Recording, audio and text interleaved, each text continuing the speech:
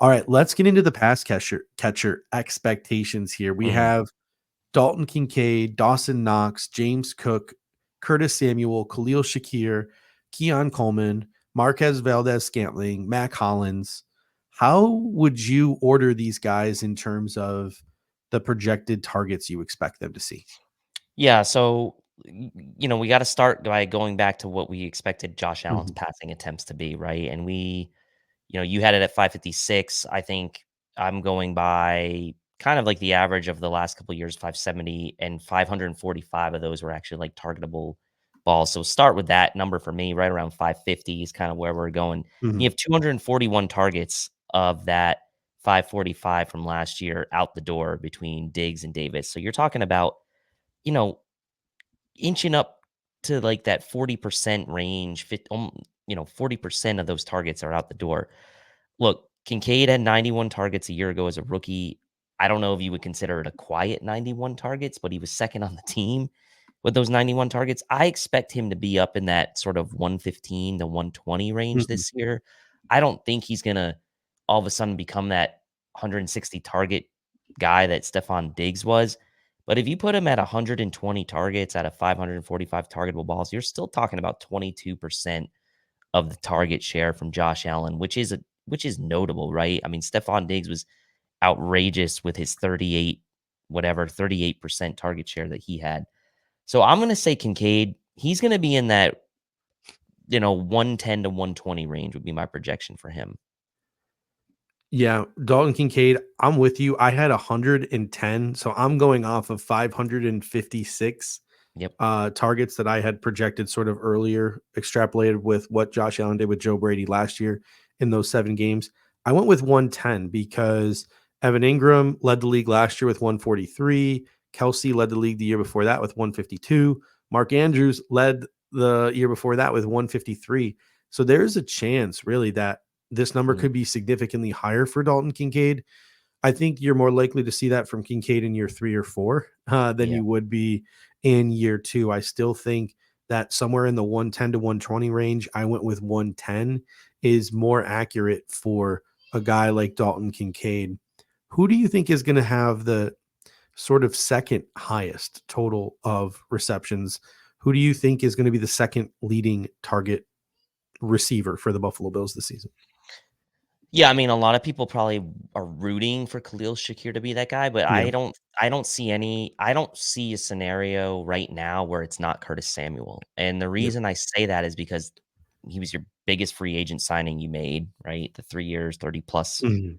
million. Um, Keon Coleman's a rookie, and so I think we do have to temper our expectations a bit with him.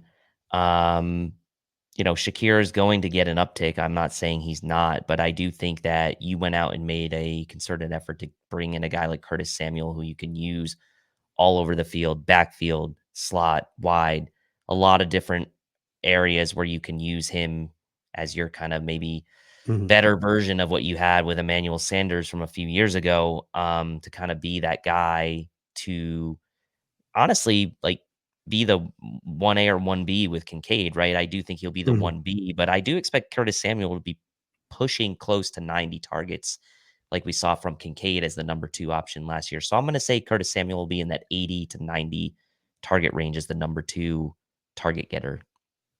Yeah, Eric K comes in and says the wide receiver dude on YouTube loves him. That's Matt Harmon from Reception Perception. Big fan of Curtis Samuel, specifically Curtis Samuel's separation stats, right? So we have all these bigger bodied wide receivers joining the Buffalo Bills. Maybe Curtis Samuel is as that sort of natural separator. Him and Josh Allen gel, and when Josh Allen's in doubt, he goes and he looks Curtis Samuel's way. I have Curtis Samuel number 2 as well with Mhm. 85 targets. So who does that leave number 3 for you in terms of target share for the Buffalo Bills? Yeah, so number 3, you start kinda going down the list. I think it's gonna be a Khalil Shakir, but I think that it could be a dark horse, James Cook potentially Yeah. being the number 3. He's dark horse, but I'll say Khalil Shakir will be the number 3. I think he'll be in that 70 to 80 target range this year, which will be an uptick. Mhm. Obviously, pretty I mean, that's a pretty sizable uptick from the 45 he had last year. So maybe conservatively, I'd say he'll have 70-ish targets this year. Mhm. But I do think that it will be a very close. I'll say this, right? We got Kincaid number 1, we got Samuel number 2. I think, like, it's the 3rd guy is going to be like a 3A, 3B, 3C situation. Like, Mhm. it's gonna be Shakir, Coleman, Cook. I think those are the guys next in line, but I'll say Shakir, from just a pure number standpoint, will be the number 3. Yeah, I mean, for me, it's practically 2A, 2B because I have Kincaid with 110, I have Samuel with 85, and then I have Khalil Shakir number 3 with 80. So I think that between Samuel and between Shakir, you're going to see a good chunk of those wide receiver targets go to those two guys, especially with Dalton Kincaid taking that pressure off.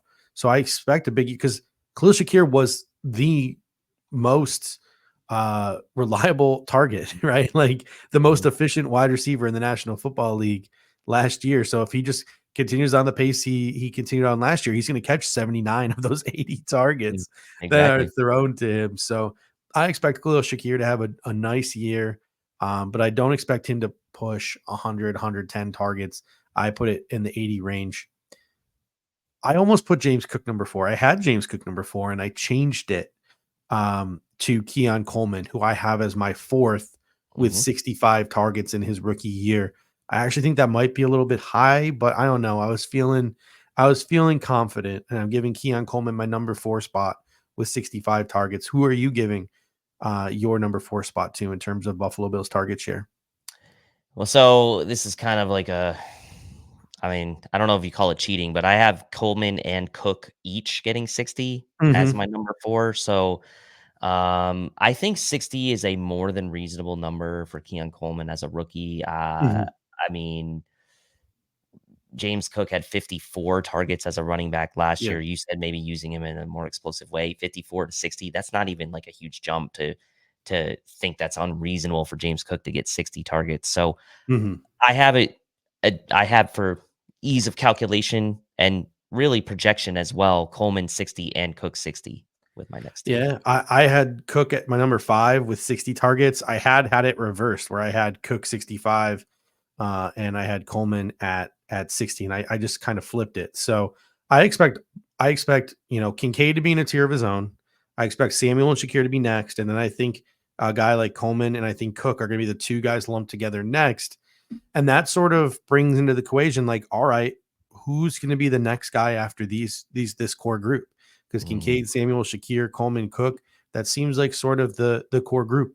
Is it going to be a wild card like a Ray Davis? Is it going to be one of the two veteran receivers, Marquez Valdez Scantling, Matt Collins?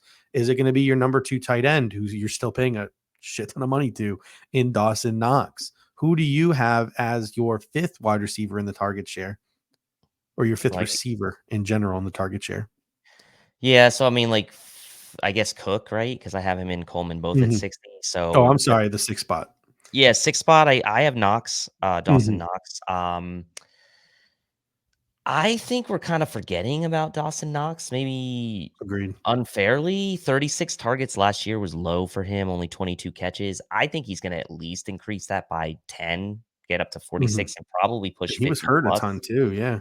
I mean, there's no reason Dawson Knox shouldn't get 50 targets. Mhm. Like, I mean, honestly, if the Bills want to like maximize the talent they have with their weapons, like Dawson Knox is a weapon, right? He's been a Mhm. weapon in the past. I know he's had some drops issues, but as a red zone guy, as a guy who's now become one of the veteran, like the most veteran guy to play with Josh Allen Mhm. now at this point, right? At this whole receiving group, he is the most veteran guy now to play with Josh Allen on this team as a receiver. So I feel like there should be an uptick in Dawson Knox's target share. You mentioned the injuries, but also just like he is talented. They are paying him quite a bit of money. Mhm. It can create, again, options for Joe Brady to have Kincaid and Knox available on the field, or even Mhm. just a mix and match depending on the situation and field position. So to me, Knox getting 50. Yeah, I 50 might honestly be a baseline because it was Yeah, it 36 might be and that more. was It might be that was more. dealing with the injury. I think Mhm. maybe we saw a sort of a mini preview of what these 2 guys are capable of working off each other in the wild card round when they each caught a touchdown against the Pittsburgh Steelers. Now, Dawson Knox only had one catch for 9 yards in that game, whereas Dalton Kincaid had the bigger game with three catches, I think, for 59 yards. But it shows that you can get both of these guys involved. Both of these guys can be weapons, especially a guy like Dawson Knox in the red zone. So I set my baseline for him at 50.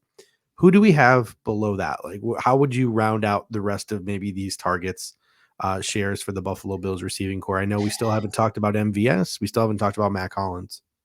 Yeah, so as of right now, I've got 455 targets soaked Hmm. up between my top 6, so that leaves me about another 100 to get me out back to Hmm. that, like, 555 number, 550 sort of targetable number.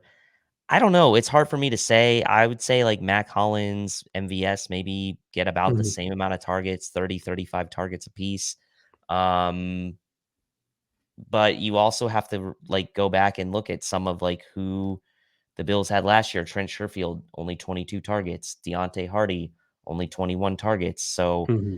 it's kinda hard to see them each getting, 35 maybe, but, these targets gotta go to somebody, and MVS could have a decent role, like, where he's getting 3, 4 targets a game down the field. Hollins, as a guy who's gonna play a lot probably on early downs as a Hmm. blocker, could get his chances as well. So 35 apiece for them, and maybe, 40 for the rest of the team, whether Hmm. that's Ray Davis or who knows. Like, I mean, someone mentioned Chase Claypool in the comments. I don't know, right? Like, Yeah. the field, as we've called it, on shows past, right, is gonna kind of Hmm. round out the number for me, about 40 going to the field, we'll say. Yeah, you mentioned Sherfield and Hardy, so maybe I'm being generous here. MVS 35, Matt Collins 30, and then I left 41 for the field. That's Ray Davis, that's Quentin Morris, that's whoever wins the wide receiver 6 job, Ty Johnson, anyone who has to fill in because of injuries, etc. But who knows? Maybe Ray Davis could be the wild card here, right? Like maybe Yep. MVS and Hollins are in the 20s and like Ray Davis surprises and has like 40 targets in the passing game from the running back spot. So that wouldn't shock me as well. So that rounds out our running back target, our excuse me, our wide receiver targets. We had a comment here. What someone said, is MVS a roster lock? I'm not so sure. With that contract, I would assume the fact that Josh Allen is the one who lured him here. I would assume that MVS is as about as sure thing as a lock as you can get. A little foreshadowing, we're going to be doing our roster lock show next week, next Monday. So tune in for that.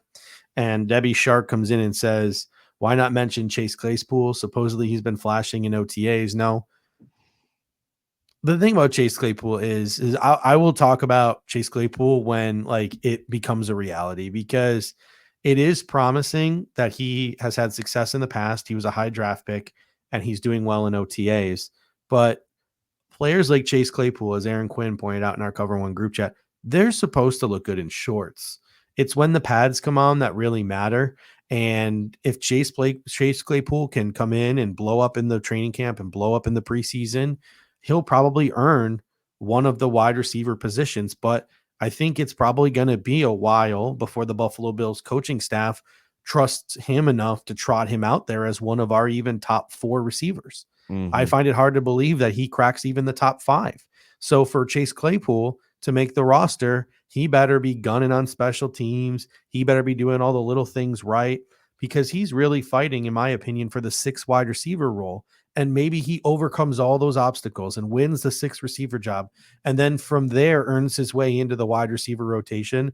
But I think it's a much more uphill battle than simply, oh, he looked good in OTAs. He's going to be good for us in the regular season. I don't think it's as simple as maybe some people, some of the beat reporters have made it seem like it's going to be for Chase Claypool.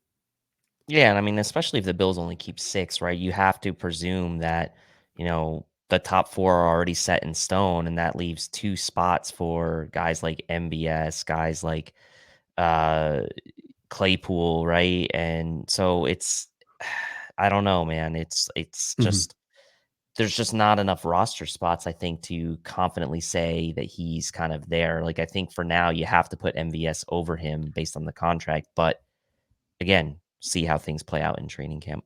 This segment is from the Air Raid Hour podcast. The full show is live every Monday at 9 p.m. Eastern Time on the Cover One YouTube channel. Don't miss out!